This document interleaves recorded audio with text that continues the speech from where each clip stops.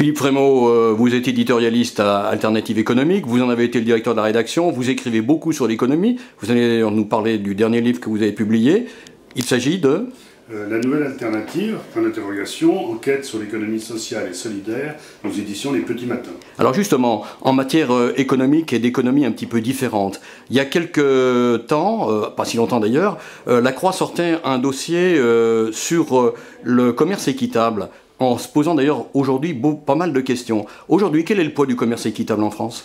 Le poids du commerce équitable est négligeable. C'est même pas 1%, c'est bien moins de l'ensemble des dépenses de consommation. Vous savez, le commerce équitable a d'abord une fonction de témoignage.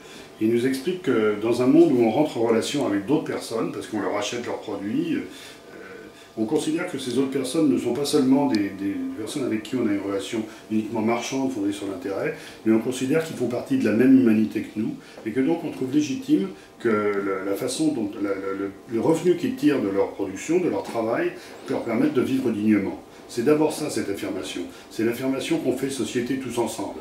Et ça, c'est extrêmement fort dans un monde où on voudrait nous imposer que l'ensemble des relations sociales soient dictées uniquement par l'intérêt étroit et par les lois du marché. Alors même d'un poids relativement faible, le commerce équitable prend de plus en plus d'ampleur parmi la population, il fait tâche, il rentre un petit peu dans les consciences, mais la question qui se pose quand même, c'est son impact justement sur les producteurs. Et là-dessus, il semble que même en termes de maintien des prix, le commerce équitable est finalement peu d'impact.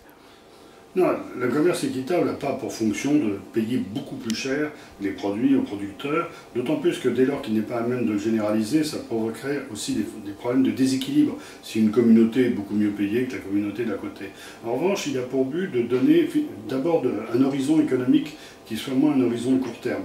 D'une part en lissant les fluctuations des prix, et d'autre part en créant les conditions qui permettent d'assurer aux producteurs qu'ils seront payés à un prix donné quand ils se lancent dans une production agricole.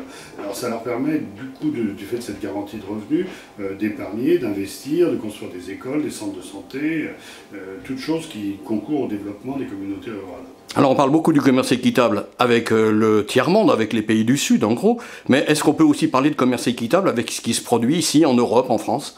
Alors, il faut faire très attention à ce qu'on dit. Je veux dire, dans des pays hautement développés dans lesquels vous avez un corpus de protection sociale, de normes qui fixent les conditions dans lesquelles le marché fonctionne, dire une grande partie du commerce est de toute façon équitable, en ce sens par là que les salariés sont payés convenablement, qu'on respecte le salaire minimum, qu'ils ont des droits sociaux, qu'ils cotisent pour toute une série d'avantages sociaux, et donc tous ces éléments sont des éléments qui introduisent de l'équité.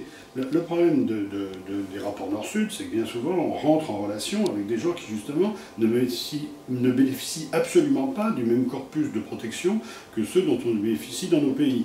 Et donc le commerce équitable, c'est une façon de dire ce dont on bénéficie dans notre pays doit aussi s'étendre à l'ensemble de l'humanité quand on rentre en relation commerciale avec eux.